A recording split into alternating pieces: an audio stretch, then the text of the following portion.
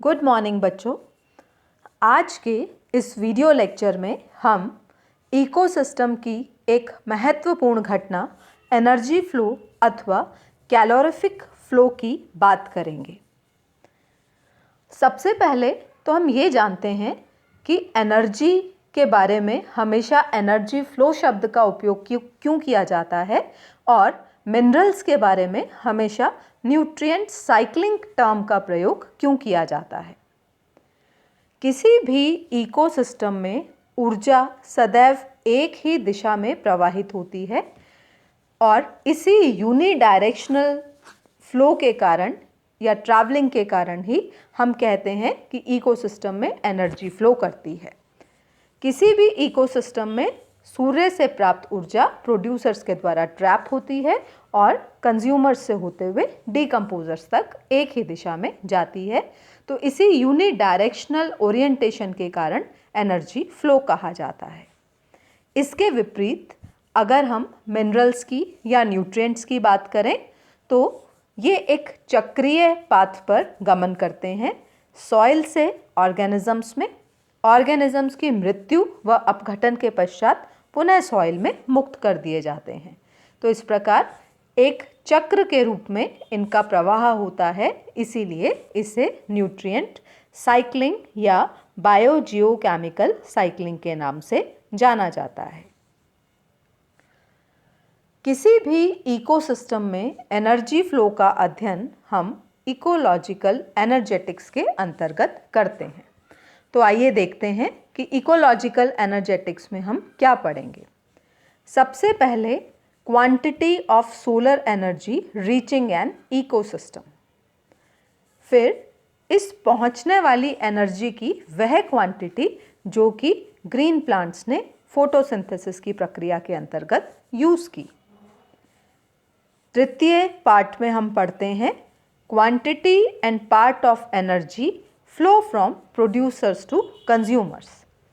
तो total energy का path यानी सोलर एनर्जी से शुरू होकर यह कंज्यूमर्स तक जाती है और यही हम इकोलॉजिकल एनर्जेटिक्स के अंतर्गत पढ़ते हैं। किसी भी इकोसिस्टम में एनर्जी का फ्लो उसका महत्वपूर्ण फंक्शन होता है। अधिकांश इकोसिस्टम के लिए सूर्य ही एनर्जी का एकमात्र सोर्स है। इकोसिस्टम में फ्लो करने वाली एनर्जी ऊष्मागतिकी अथवा थर्मोडायनामिक्स के नियमों का पालन करती है और यही एनर्जी फ्लो किसी भी इकोसिस्टम की दक्षता या एफिशिएंसी तथा उस इकोसिस्टम में फूड चेन्स में पाए जाने वाले लिंक्स की संख्या निर्धारित करता है। कैसे, आइए देखें।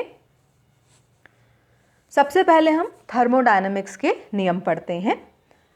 थर्मोडायनामिक्स या ऊष्मागतिकी का पहला नियम ये कहता है कि एनर्जी को ना तो उत्पन्न किया जा सकता है ना ही नष्ट किया जा सकता है, अपितु इसको सिर्फ एक अवस्था से दूसरी अवस्था में परिवर्तित किया जा सकता है। इसी तरीके से ऊष्मागतिकी का द्वितीय नियम ये कहता है कि कोई भी एनर्जी ट्रांसफॉर्मेशन बिना एनर्जी के हीट के रूप में वेस्ट हुए संभव ही नहीं है। अतः जब एक रूप से दूसरे रूप में एनर्जी बदलती है तो कुछ मात्रा ऊष्मा के रूप में क्षय हो जाती है। तो हम देखेंगे कि इकोसिस्टम में एनर्जी फ्लो के अध्ययन के दौरान किस प्रकार ये दोनों ही नियम लागू होते हैं। सर्वप्रथम ऊर्जा ना तो नष्ट होती है और ना ही इसको क्रिएट किया जा सकता है। तो सूर्य से प्राप्त होने वाली सोलर एनर्जी को प्लांट्स के द्वारा ट्रैप करके फूड एनर्जी में परिवर्तित कर लिया जाता है, अर्थात सोलर एनर्जी को केमिकल एनर्जी में कन्वर्ट कर लिया जाता है एक रूप से दूसरे रूप में। अब यहाँ पर यह जानना बहुत आवश्यक है कि टोटल सोलर रेडिएशन का सिर्फ 50% भाग ही विजिबल लाइट के रूप में होता है और फोटोसिंथेसिस के लिए अवेलेबल होता है और इसे कहा जाता है फोटोसिंथेटिकली एक्टिव रेडिएशन या PAR। तो देखिए 100 में से 50% भाग ही अवेलेबल हुआ। बाकी का 50% कहाँ गया? बाकी का 50% भाग या तो वायुमंडल में उपस्थित विभिन्न गैसेस अथवा वाटर वेपर्स के द्वारा एब्जॉर्ब कर लिया जाता है, या रिफ्लेक्ट कर दिया जाता है, या डस्ट पार्टिकल्स के द्वारा स्कैटर्ड कर दिया जाता है। तो कुल 1 से 2% भाग यानी 50% PAR का भी सिर्फ 1 से 2% भाग ही ऐसा है जो कि प्रोड्यूसर्स को फोटोसिंथेसिस की प्रक्रिया के लिए प्राप्त होता है। इतनी सी एनर्जी के द्वारा ही विश्व के समस्त इकोसिस्टम चलते हैं, और यही वजह है कि किसी भी इकोसिस्टम में जो फूड चेन है वह बहुत ज़्यादा लिंक्स को सपोर्ट नहीं कर पाती। फूड चेन्स में मैक्सिमम 3 से 5 लिंक्स ही पॉसिबल हो सकते हैं। दूसरा नियम जो कि ये कहता है कि प्रत्येक ट्रांसफर के दौरान एनर्जी की कुछ मात्रा ऊष्मा के रूप में विसरित होती है। तो यह नियम इकोसिस्टम में एनर्जी फ्लो के दौरान 10% लॉ के रूप में या 10% के नियम के रूप में हम पढ़ते हैं। क्या है ये 10% का नियम? आइए देखिए। हर्बीवोर्स के द्वारा प्लांट्स के द्वारा बनाए गए भोजन का सिर्फ 10% एनर्जी भाग ही यूज़ किया जाता है, और शाकाहारियों से मांसाहारियों तक भी सिर्फ 10% भाग ही पहुंच पाता है। बाकी का 90% भाग जो एनर्जी का 90% पार्ट है वो विभिन्न मेटाबॉलिक एक्टिविटीज़ जैसे कि रेस्पिरेशन या दूसरी मेटाबॉलिक एक्टिविटीज़ या ऊष्मा के रूप में लॉस्ट हो जाता है। तो एक ट्रॉफिक लेवल से नेक्स्ट ट्रॉफिक लेवल तक सिर्फ 10% भाग ही पहुंच पाता है, और इसे ही ऊर्जा का 10% लॉ कहा जाता है, जो कि सर्वप्रथम लिंडमान नामक वैज्ञानिक ने प्रतिपादित किया। तो इस प्रकार दोनों नियम आपने देखे। अब हम देखते हैं कि एनर्जी फ्लो है क्या। तो वह पाथ या वह रास्ता जिससे होकर ऊर्जा किसी भी इकोसिस्टम में गमन करती है वह एनर्जी फ्लो कहलाता है। तो एनर्जी फ्लो के दौरान हम फूड चेन अथवा ट्रॉफिक लेवल की भी बात करेंगे। फूड चेन से होता हुआ या विभिन्न ट्रॉफिक लेवल से होता हुआ एनर्जी का फ्लो होता है, एक लिंक से दूसरे लिंक में या एक ट्रॉफिक लेवल से दूसरे ट्रॉफिक लेवल में एनर्जी प्रवाहित होती है। ये हम पहले ही देख चुके हैं कि ट्रॉफिक लेवल किसी भी जीव की क्रियात्मक स्थिति है जो कि उसकी इकोसिस्टम में उपस्थिति को सुनिश्चित करती है। तो विभिन्न ट्रॉफिक लेवल से होते हुए एनर्जी फ्लो करती है, प्रोड्यूसर से होते हुए टॉप कंज्यूमर्स तक यह जाती है। इसके बारे में विस्तार से चर्चा हम अपने पिछले वीडियो लेक्चर जिसमें हमने विभिन्न ट्रॉफिक लेवल्स के बारे में पढ़ा था कर चुके हैं। यहाँ पर संक्षिप्त में आप देख सकते हैं कि प्रोड्यूसर्स के द्वारा बनाई गई एनर्जी किस प्रकार प्राइमरी कंज्यूमर्स, सेकेंडरी कंज्यूमर्स और टॉप कंज्यूमर्स तक पहुँच रही है, और प्रत्येक स्टेप पर एनर्जी हीट के रूप में लॉस हो रही है, और कुछ भाग यानी 10% भाग ही अगले लेवल तक पहुँच पा रहा है। अब हम बात करते हैं कि एनर्जी फ्लो को क्या किसी मॉडल के द्वारा समझाना संभव है, एक्सप्लेन करना संभव है? तो बिल्कुल संभव है। किसी भी इकोसिस्टम में एनर्जी फ्लो को समझाने के लिए हम 2 प्रकार के मॉडल्स का उपयोग करते हैं, सिंगल चैनल मॉडल और डबल चैनल मॉडल, जिसे कि हम वाई शेप्ड मॉडल भी कहते हैं। हम देखते हैं ये सिंगल चैनल एनर्जी मॉडल क्या है। सिंगल चैनल एनर्जी मॉडल किसी भी इकोसिस्टम में एनर्जी के एक दिशीय प्रवाह को समझाने का कार्य करता है। यह मॉडल समझाता है कि जो एनर्जी ऑटोट्रॉफ्स यानी ग्रीन प्लांट्स के द्वारा ट्रैप कर ली गई है, कैप्चर कर ली गई है, वह कभी भी वापस सूर्य तक नहीं पहुंच पाती।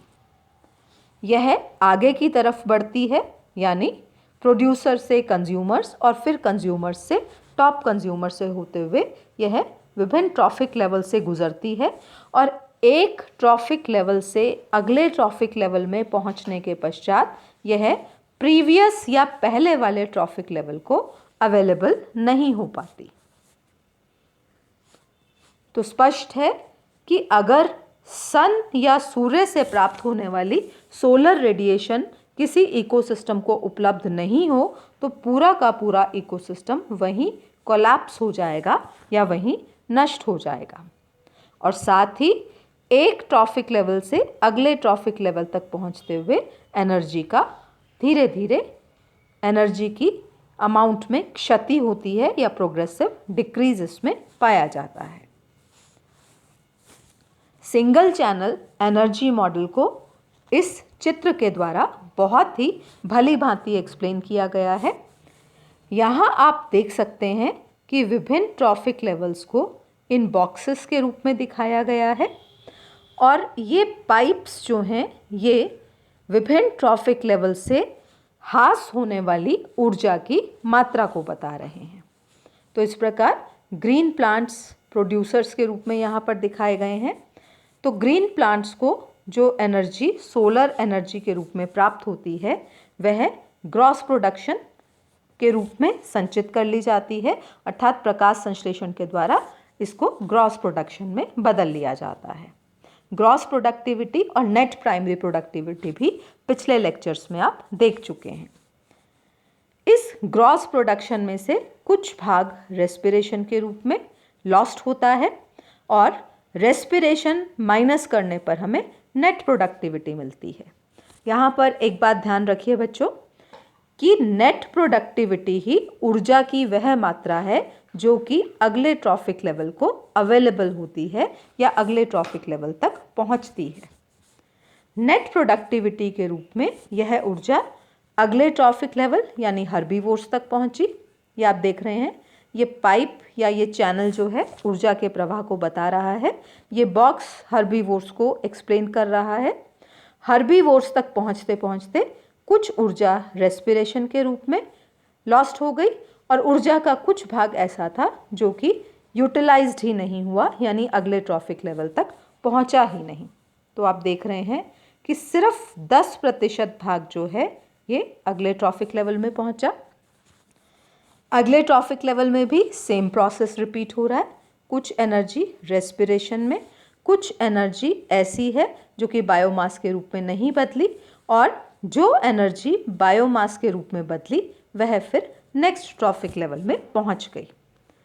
लेकिन आप देख रहे हैं कि अगले ट्रॉफिक लेवल तक पहुंचते पहुंचते ऊर्जा की मात्रा कितनी कम हो गई है। तो इस प्रकार single channel energy flow model energy का यूनिडायरेक्शनल फ्लो या किसी एक प्रकार की फूड चेन में एनर्जी किस प्रकार से ट्रेवल करती है इसे एक्सप्लेन करता है। यहाँ पर विभिन्न टर्म्स आप देख रहे हैं, जैसे कि Pg ग्रॉस प्रोडक्शन के लिए, A असिमिलेशन के लिए, Pn नेट प्रोडक्शन के लिए, R रेस्पिरेशन के लिए, Nu अनुपयुक्त ऊर्जा तथा Na नॉट यूटिलाइज्ड एनर्जी के रूप में प्रदर्शित किया जा रहा है। यही एक लेक में या एक झील में एनर्जी के सिंगल चैनल मॉडल का चित्र है। वही चीज़ें परंतु थोड़ी सी सिंप्लीफाइड या सरल तरीके से आपको दिखाई गई हैं। एनर्जी का यूनिडायरेक्शनल फ्लो, विभिन्न बॉक्सेस तथा विभिन्न प्रकार के लॉसेस। तो ये था सिंगल चैनल मॉडल जो एक दिशा में अथवा एक फूड चेन में एनर्जी फ्लो को समझा रहा है। इसके पश्चात हम दूसरा मॉडल देखते हैं जिसे कि वाई शेप अथवा टू चैनल एनर्जी मॉडल कहा जाता है। तो क्या अंतर है सिंगल चैनल और टू चैनल एनर्जी मॉडल में? अभी आपने देखा कि सिंगल चैनल मॉडल हमने एक एक्वेटिक या लेक इकोसिस्टम के केस में पढ़ा था, लेकिन ये जो वाई शेप मॉडल है यह दोनों ही प्रकार के इकोसिस्टम, चाहे स्थलीय या जलीय, दोनों में एप्लीकेबल है। वाई शेप इसे इसलिए कहा जाता है क्योंकि इंग्लिश के अल्फ़ाबेट Y की तरह इसकी 2 आर्म्स होती हैं। एक आर्म हर्बीवोर्स फूड चेन को और दूसरी डेट्राइटस फूड चेन को रिप्रेजेंट करती है। अतः एक ही समय में हम ग्रेजिंग तथा डेट्राइटस दोनों प्रकार की फूड चेन को एक ही मॉडल में समाहित कर सकते हैं। दोनों ही आर्म्स के लिए प्राइमरी प्रोड्यूसर्स बिल्कुल भिन्न होंगे, क्योंकि हम ऑलरेडी फूड चेन के दौरान पढ़ चुके हैं कि ग्रेजिंग फूड चेन में प्रोड्यूसर्स का कार्य जो है वह ग्रीन प्लांट्स के द्वारा किया जाता है तथा डेट्राइटस फूड चेन में प्रोड्यूसर्स का कार्य डीकम्पोजर्स के द्वारा किया जाता है।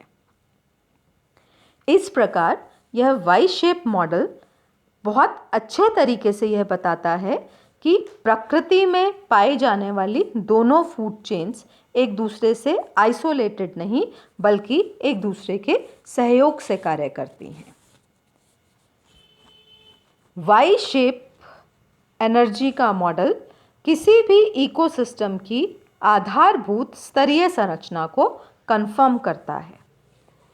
यह दोनों ही प्रकार की फूड चेन अर्थात ग्रेजिंग व डेट्राइटस फूड चेन को समय तथा स्थान के अकॉर्डिंग रिप्रेजेंट करता है। साथ ही इस मॉडल के द्वारा यह एक्सप्लेन करना बहुत ही क्लियर है कि इकोसिस्टम में माइक्रो व मैक्रो कंज्यूमर्स एक दूसरे से अत्यधिक भिन्नता दर्शाते हैं। यह भिन्नता साइज अथवा आकार में तथा उपापचयी क्रियाओं अथवा मेटाबॉलिक रिएक्शंस में पाई जाती है। अतः अनडाउटेडली वाई शेप मॉडल किसी भी इकोसिस्टम में एनर्जी फ्लो की अधिक वास्तविक तथा प्रैक्टिकल प्रेजेंटेशन देता है। तो यह दिया गया चित्र आपको सिंप्लीफाइड तरीके से Y shape energy flow model को बता रहा है। तो यहाँ पर प्लांट्स के द्वारा सनलाइट एब्जॉर्ब की गई। यह सनलाइट हर्बीवोर्स के द्वारा होते हुए, प्रीडेटर्स के द्वारा होते हुए ग्रेजिंग फूड चेन में आगे बढ़ी।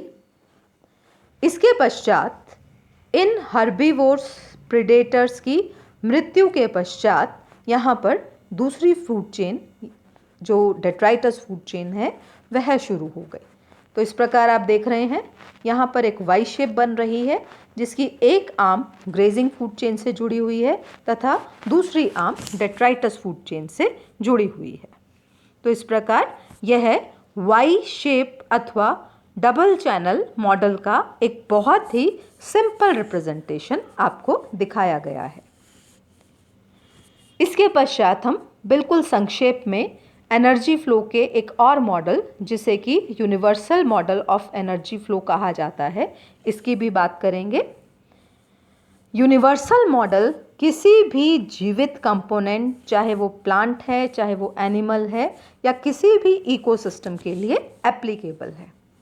यहाँ पर आप देखेंगे कि बहुत ही सिंप्लीफाई कर दिया गया है। यहाँ पर एक बॉक्स है जो कि किसी भी ट्रॉफिक लेवल को रिप्रेजेंट कर रहा है। हर्बीवोर्स, कार्निवोर्स, इन सभी को इस प्रकार से बॉक्सेस में दिखाया गया है और बॉक्सेस से निकलने वाले ये जो पाइप्स हैं ये विभिन्न प्रकार से कैसे एनर्जी लॉस्ट हो रही है उसको दिखा रहे हैं। तो ये जो आपने पहले के 2 मॉडल्स पढ़े थे उसी का एक सिंप्लीफाइड जनरलाइज्ड फॉर्म जो है वह सार्वत्रिक मॉडल के रूप में या universal model of energy flow के रूप में पाया जाता है। तो इस प्रकार किसी भी इकोसिस्टम में एनर्जी का यूनी डायरेक्शनल फ्लो होता है जो कि सिंगल चैनल अथवा वाई चैनल मॉडल के द्वारा बताया जा सकता है।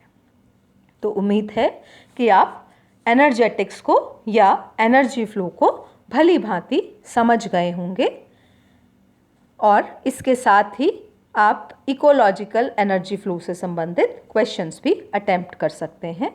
धन्यवाद।